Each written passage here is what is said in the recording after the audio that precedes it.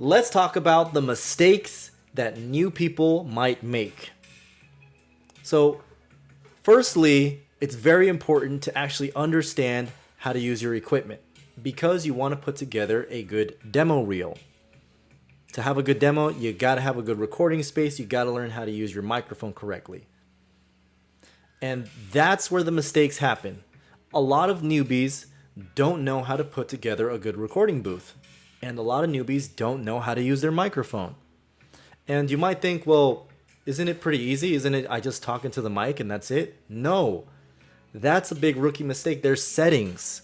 Your microphone has settings.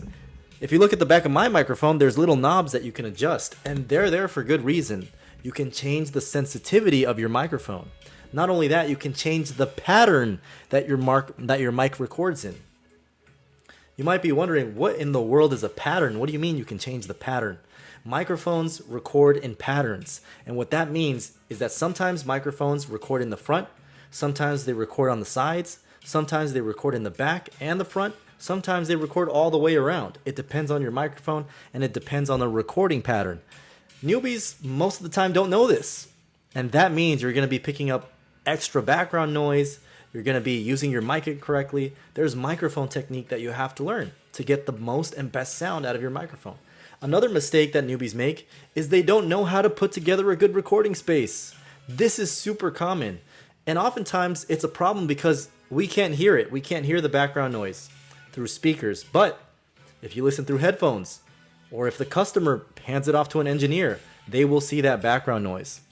Oftentimes, I get demos sent to me or audio sent to me where I can hear a window open, I can hear crickets chirping, I can hear them tapping on the desk, tapping on the computer, hitting the mic on accident. All of these things are small details that the microphone can pick up. So keep that in mind. The mic can hear things that we can't, and that's blown up in the audio. So keep that in mind, my friends. So those are two mistakes right there. Not knowing how to use your mic or equipment, not knowing how to put together a good recording space, and the third thing, not learning how to use your recording software. A lot of people do the bare minimum. They hit record, they hit stop, and that's it. They're not using the tools. They're not taking full advantage of the recording software. And that is going to put you at a disadvantage. There are tools and features that your recording software has that can make your audio sound so much clearer, that can take out background noise, and that actually allows you to manipulate the frequencies so it can sound clear, so you can adjust the bass, you can adjust the treble, you can adjust everything so it sounds really pleasing. And that makes a big difference. So all those three things together, when you combine them, can make the difference between amateur audio from someone with a microphone who's just hitting record to someone who actually knows how to use their mic with proper mic technique and settings, with a great recording booth, and proper knowledge of the tools that their software can do. And that's what I'm here to teach you, because you definitely can learn about this stuff, but those are some common mistakes newbies make, so definitely do your best to avoid them. Anyways, let's dive into the questions. I see we're getting some comments in, which is awesome. That was the topic of the day. Make sure to hit that follow because we're going live every day. Let me dive into your questions. I'm going to scroll up to the top. Thank you guys for the questions and the likes. We're almost at 1,000 likes. Strange Brew says, can we chat on a more personal level? I would compensate you for your time. Hard to know where to go. So Strange Brew, yes, we can. Send me an email and we'll go from there. Or a DM if that's easier. Send me a DM on TikTok and we'll go from there, my friend. We'll set something up. Thank you for that comment. MLB says, been doing voiceover for a year now, doing pretty well. I want to dive deeper. Any classes, coaches you recommend? MLB, look at my pro course. I have a pro course that goes deep into the business side of voiceovers. There's a guidebook on all the different websites, the best strategies to succeed.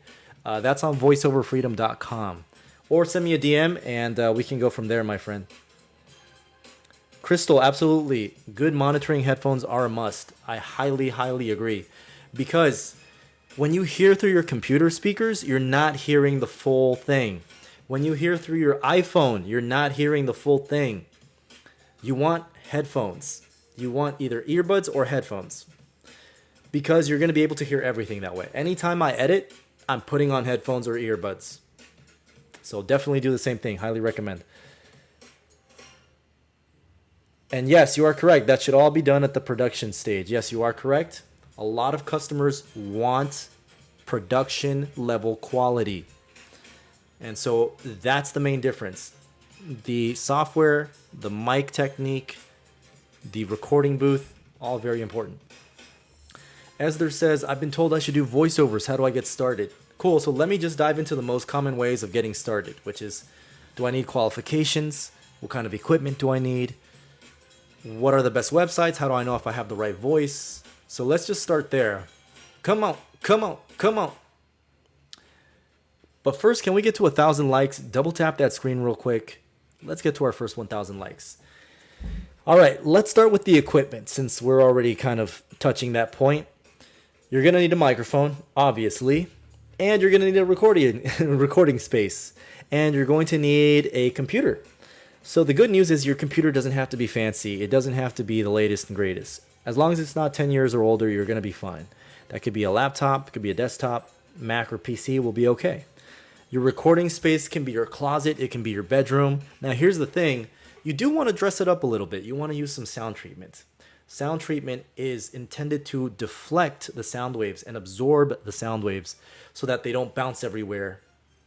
For example, you know when you step into a brand new home and it's totally empty and you shout and it's so echoey and noisy? That's what we're trying to avoid. And the reason for that is because the more empty spaces you have, empty walls, empty ceilings, empty floors, the more places your sound, your voice has to bounce around. But yes, as long as you have sound treatment, your room or your closet will be great. And then the microphone, there's lots of great options on the market. For example, I started on a $50 microphone. And then I used a $100 microphone. And now I have this guy, which is about $200. And I was able to get projects at every step of the way. The reason I say that is because I just want to show you that you don't have to have a fancy mic. If you're doing this independently, you can use affordable gear, even if it's a USB microphone. As long as you have a good recording booth and as long as you put some time and effort into the craft, you can actually get some great results. That's how I've done it myself. So Badrian says, I need to know how to make my Fiverr account desirable and eye-catching enough to get opportunities. Yes, this is a major thing that a lot of people struggle with. A lot of people, they make their own demo, they, make a profile on Fiverr, but they struggle to get work. The reason for that is they're not sure how the algorithm works. They're not sure what to put, what people are looking for, how to make their profile clickable. And there's a lot of things, a lot of moving parts that you have to consider. For example, the main and most important one that I always tell everyone is you have to have a good demo. Your demo has to sound great. It has to show your style, your versatility, and great audio quality. Because at the end of the day, it don't matter how many people see your profile, how clickable your profile is, what great of a description you have if they don't like the demo. If they don't like how the voice sounds and the audio quality sounds, you're not going to get booked. That's why I say the demo is the most important thing. But there's other things as well. For example, the description should be good and concise.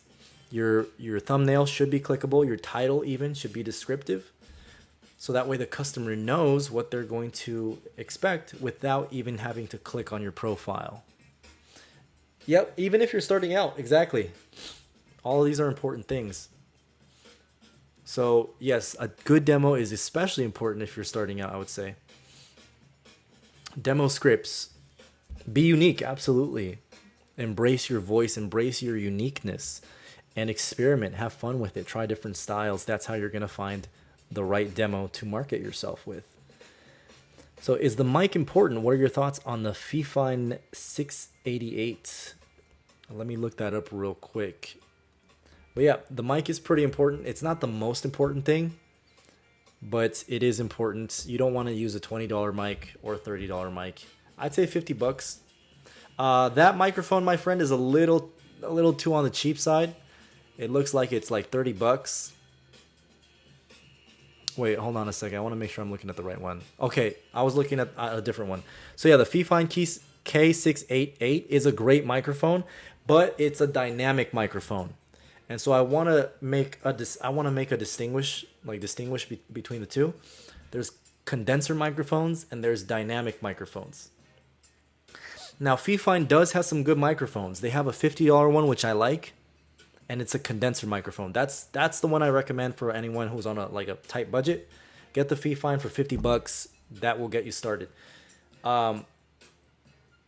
Condenser microphones are more sensitive. They pick up all of the sound, all the details in your voice. This right here is a condenser microphone. Dynamic microphones kick out background noise. Now you might be thinking, well, that's what I want, right? But here's the thing. In order to kick out the background noise, it also has to kick out some of your voice, which means it's going to get a little more of a dull sound. We don't want that. And so the solution is use the condenser, which picks up all the quality, but take care of the background noise yourself with a good recording booth. That way you're still getting all the full quality of your voice, but you're also not getting background noise because you have a good booth. That's why both are important. But technically, you can use a dynamic microphone. It just, you have to be aware of what it's doing to the actual sound.